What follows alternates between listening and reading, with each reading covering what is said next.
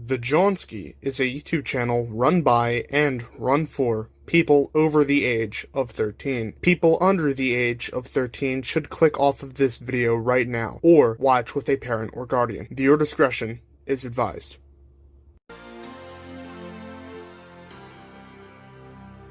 What's freaking today, Englishman? My name is King Prime, and welcome back to another video here on the YouTube channel. Today we're going to be taking a look at another Power Rangers Lightning Collection Remastered action figure, that being the Lightning Collection Remastered Red Ranger. Yes, finally our hero and our leader has arrived. Not necessarily as we expected him to, and we'll get into that. But before we do that, let's take a look at what he comes in. Of course, on the front there, we have a nice picture of the Red Ranger with the power sword and the dragon shield on the left side of the packaging, almost as if he's teleporting. And then, of course, we have the photo of the Red Ranger figure wearing the dragon shield, wielding the power sword, and surrounded by that energy effect aura that we see with all these remastered figures. He is the Mighty Morphin Red Ranger, plastic repackaging, Hasbro logo. Up at the top, we have the Power Rangers Lightning Collection Remastered logo as well. On top of the box, we also have the Lightning Collection Remastered logo, and up at the top left, we have the 30th anniversary logo I said in every single video, but I am a year late. Forgive me. On the side of the packaging, we do have the original Mighty Morphin Power Rangers logo, as well as Mighty Morphin Red Ranger. We have a photo of the Red Ranger morphing with his helmet on, which, at least for this figure, is very accurate. On the other side, we have that nice team shot that we've seen on every single packaging with black, blue, green, yellow, red, and pink with the 30th logo down on the bottom. On the back, we have that same image as on the side, as well as the 30th anniversary logo. Again, we have a photo of everything that this figure comes with. We have his name, Jason Lee Scott, and for whatever reason we have Green No More. I'll get into the intricacies of that in a minute. He is the Mighty Morphin Red Ranger, and we have some legal jargon at the bottom. That is pretty much it, though. I say in every single video, my friends, but you only really care about the packaging if you're a boxed card collector, which I'm not. I'm here to open and review toys, and that is just what I'm going to do. Freeze frame. I'm working on fine. Penny X.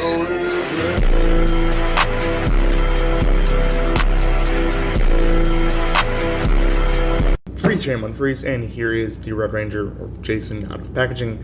But before we take a look at him, let's take a look at what he comes with. First, and perhaps most striking to notice, is that this is the Red Ranger with the dragon shield, which is very interesting. The reason I said we'll talk more about the naming convention on the box, that being it said Green No More on the box, is because unless I'm smoking crack, I don't think he used the dragon shield in Green No More. I think it was Gung Ho and the Green Candle Part 2, I think. If I'm remembering correctly, I might not be, so if you know more, leave it down below. This is the Green Ranger's dragon shield, so it's perfectly sculpted and perfectly painted and stuff like that. It has all of the black details up there in the chest region with the kind of pseudo dragon coins that are sculpted in there, painted and picked out in black. The shield itself is sort of sculpted in this swirly gold plastic, which is very nice. I actually really like it. Of course, on the armbands, which I don't know if actually have names in the lore or not, but it's the armbands that are used with the dragon shield. They are also painted in the same kind, so it looks perfectly good. Makes for a very cohesive look, I'll tell you that much. It's just interesting to me that this came with the Red Ranger.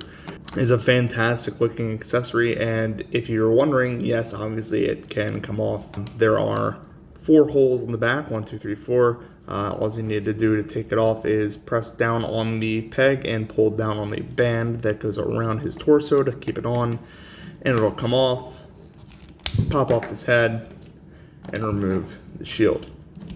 Just like that. And you can, of course, also pull off the armbands from his arms, so that if you wanted to, say, bring Zach in and recreate the season 1 finale, you could just do that. I think, what was the name of that episode? The Oyster something? The Blue Oyster? No, that's a band.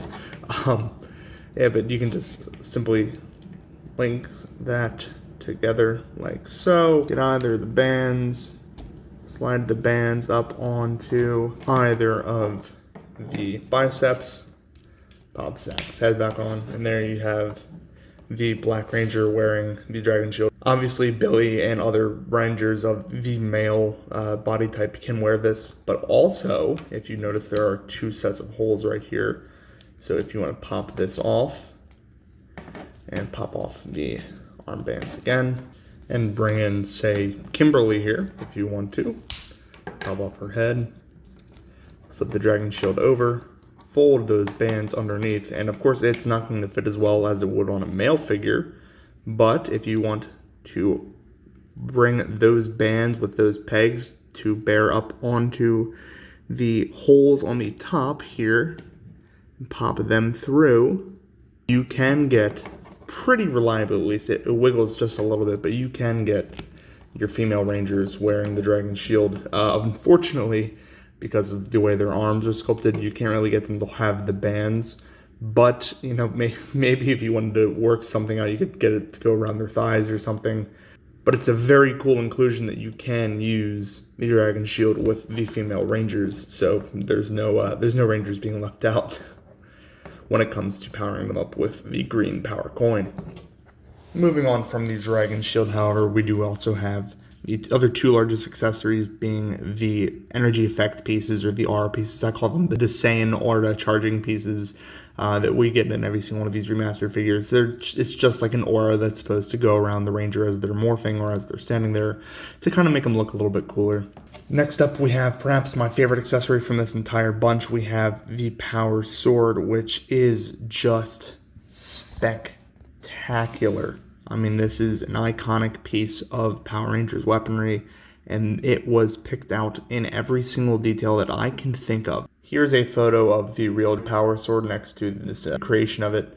But getting in nice and close here, of course, we do have the engraving all along the length of the blade on both sides, as well as the raised gold details on the handguard, as well as you can see in there, there is in fact the T-Rex power coin picked out there. It's not the clearest, but you can definitely tell what it is on both sides with those 2 green dots that we see, as well as the black handle, which is perfect. They didn't do that on any of the Blade Blasters, which are still missing their black paint on their handles, but we got it on the Power Sword, which is awesome. And then there's just, the pommel, which is regular red plastic. Jason can, of course, hold this. If you just open his hand, slide that through, and turn it, he can wield the Power Sword very nicely.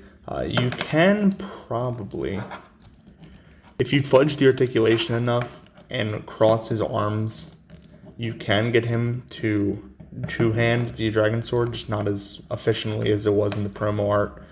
But it is something you can do, which is very nice. Also included in the set is obviously, as I stated before, the blade blasters in sword, holstered, and blaster configuration.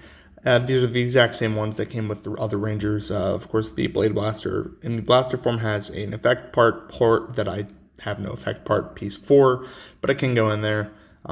It's a nicely painted piece. Unfortunately, it's missing the paint on the handle and a little bit on the body. And I think this one looks like it's bled just a little bit. The white paint is bleeding up onto the red, and the red is getting a little bit distorted in the white. I don't know. This doesn't really matter. I display these in holster mode anyway. But if you wanted to pose the Red Ranger holding them, you just got to insert and twist, and insert and twist. And there you have your Red Ranger dual wielding, all armed up, ready to fight some monsters. Obviously, the holstered piece can also go in the holster and stay in there pretty reliably. So the next accessory that we see with this figure is, of course, the Power Morpher, which I will get in nice and close on so you can see the detail. As you can see, it is extended, and you can see that dark red energy in there for the morphing effect, as well as the Tyrannosaurus power coin, which is perfectly done in there. It's not as good as Saber-Tooth Tiger's, but it is pretty good. I like it a lot. Of course, by utilizing the included morphing hands, you can just take the morpher, see the 3 curled fingers on the hand, slide them through the handle, and there you have a hand holding the morpher. You can just swap the hands out from the holding hands to the morphing hands so that you can recreate the morphing sequence. Of course, you might have to fudge it just a little bit I've never really been able to get quite a 100% accurate transformation, but you get it close enough as a facsimile to the original, like this. So there you go. The final accessories included with the figure are just a pair of fisted hands, which I like to have whenever I don't have a hand holding anything for the figure. You can just plug those in on either side, and then you can have your Red Ranger ready to square up with any threats to the Earth, which is very cool.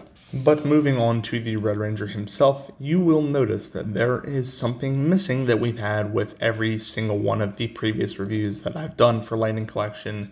This Ranger does not have an alternate head. It has no Jason Lee Scott, Austin St. John sculpt, which is interesting. I think around the time of this figure's release, there was some drama going on with ASJ, so they didn't include that head.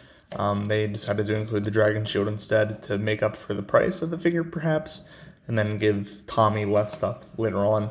We'll talk about that more when we get to Tommy, but right now, I am kind of missing a head sculpt for Jason. I like to display my Rangers without their helmets, so having a helmeted Red Ranger and then a helmetless every single other Ranger is just a little bit strange to me. That being said, this is nowhere near a bad head sculpt. This is perfectly good for the Red Ranger, especially considering the first few releases of the Tyrannosaurus helmet were not that great, where it was, elongated or shrunk or tall or whatever. This one is perfect, I think. I love that. This one is perfect, I think. It has the silver trim around the visor, as the teeth did, as well as the silver faceplate, of course. The eyes on the helmet are picked out in red, and that, I think, is all the helmet detail we need. It could have been black lining, but who gives a shit? Continuing down, of course, this is just the red Mighty Morphin suit, perhaps the suit that everyone is the most familiar with. Of course, on the chest we have the 3 diamonds, on the back we have the 2 diamonds, on the gauntlets we have the red diamonds going all the way around, and on the boots we have more of those diamonds on the boot top. So that's that. On the holster, of course, we do have the black lining as well that goes all the way around the length of the belt. And on the buckle, we do have the Tyrannosaurus power coin picked out on the closed morpher. Again, I wish that there was some possible way to be able to swap out this morpher with any other piece that, if you were to display them all morphing, there would be 2 morphers, and of course that would be anachronistic. So I wish there was something to cover that up, but of course there's not. That being said, let's move on to the articulation. The Red Ranger does have a fantastic range of motion at the head because of that dual position ball joint. He has one that connects inside of the body that connects to the neck, and then one on the neck, a dumbbell joint that connects to the helmet. So you can get a fantastic range of motion. Of course, you can get the going on either side, as well as, a great amount of posing, looking up, down, left, right, whatever you want. The shoulders do get a 4 range of motion going all the way out and all the way around. There's also a butterfly joint that has a pretty limited range of motion, but the fact that it's there so you can get just a little bit more posing out of it is a good thing. I just wish that there was a little bit deeper of a cut in the chest so that you can get it to go just a little bit farther forward, because that's like all you can get out of this. If you can get the arm to cross his body, that would be really cool. It does also have an upper bicep swivel and a double jointed elbow, as you can see there. It is pinless. There's nothing at the gauntlet, however. At the grabbing hands, you do have an up and down joint at both hands. On the fists, you do have in and out joints, and on the morphing hands, you do have up and down joints, which are technically in and out because of the way the morpher is supposed to be held. Moving on, you do have a diaphragm joint so that Jason can get his Ranger reps in, as well as an ab crunch so he can sit all the way forward, lean all the way back. Nothing at the waist proper, however, there is, of course, the segmented or drop down hips that we see with all these newer styled Lightning Collection figures. Drop down, and I'll remove the holster so you can get a good range of motion here. Drop that down and you can get a kick that far forward, about that far back before it starts going out, and then all the way out with an ankle pivot like that. So you can, of course, do the full Jean-Claude Van Damme. I'll pose up like that, and he can stay in it too, which is pretty impressive. So full splits, which is awesome to see. He also has an upper thigh swivel as well as a double jointed knee. He has a cut at the boot top as well as a foot down, foot up, and ankle pivot, which is very cool. That's pretty much it for the articulation. Let's bring some other figures in here to show Jason off next to freeze frame. Yeah, so I went to go visit my friend. Cyclone! Joker! 変身お前の罪を数えろ Freeze frame on freeze. Here is Jason next to our previous Power Rangers Lightning Collection review, Trini, who I think in the comics had like some sort of romantic connection, but that's neither here nor there. Here he is next to Kimberly. Here he is next to Billy. And here he is next to our resident wobbly hips, Zach. And just to bring in one more comparison, here he is next to a standard 6-inch figure, or I guess a non-standard 6-inch figure, the Black Series Purge Trooper. So here you can see how Jason stacks up to the rest of his team. As you can see with his helmet on, he is taller than all of them. However, if he were to have a head sculpt, he would probably be around the same height as Billy and Zach. He is just a hair taller than the Purge Trooper with his helmet on, which is probably about right, especially considering that's the older style body of clone mold. That's pretty much it for the size comparison, though. Let's move on to my final thoughts so I can tell you exactly what I think about this figure. Freeze frame. Whoa! Who do we fight? Anyone not wearing a primary color? Good plan. Freeze frame unfreeze. So overall, this figure is not one I'd exactly call bad, obviously. There's no objective flaws with it. I love the weapon. I love the dragon shield. The articulation is good. It's a perfectly fine base body. The one thing that I don't like about this figure, and the thing that keeps it so far back from all the others, is that it doesn't match or doesn't fit. With every single other one of the figures, and then the figure we're going to be reviewing after this one, it has a civilian head sculpt. I don't know why they would even consider removing the head sculpt when they know that it's part of the iconic MMPR team. I know that there was controversy and all, but remove the actor from the character, please. It's something that a lot of people need to learn. Additionally, the Lightning Collection Remastered figures are supposed to be the definitive of all time versions of all these characters, so to have a figure that is definitive without a head sculpt is just kind of stupid. That being said, the amount of accessories and detail that you get packed into this figure for the price that you would pay, which originally would have been, I think, $33.99, is absolutely phenomenal. I think this is a great deal. Even though it doesn't have a head sculpt, the Blade Blaster still hasn't been painted all the way. It looks phenomenal on the shelf and has a striking presence, and I definitely think that it's worthy of any Jason fan's collection. But if you like Jason, or you like the Red Rangers, you like Mighty Morphin Power Rangers, you like Power Rangers in general, make sure you share this video with your friends, share the Facebook groups, all that good stuff. If you like the content, make sure you like, comment, and subscribe down below. Keeps helping the channel grow, keeps helping me pump out this content. That's going to be pretty much it for this time, my friends. Thank you all so very much for watching, and as always, peace.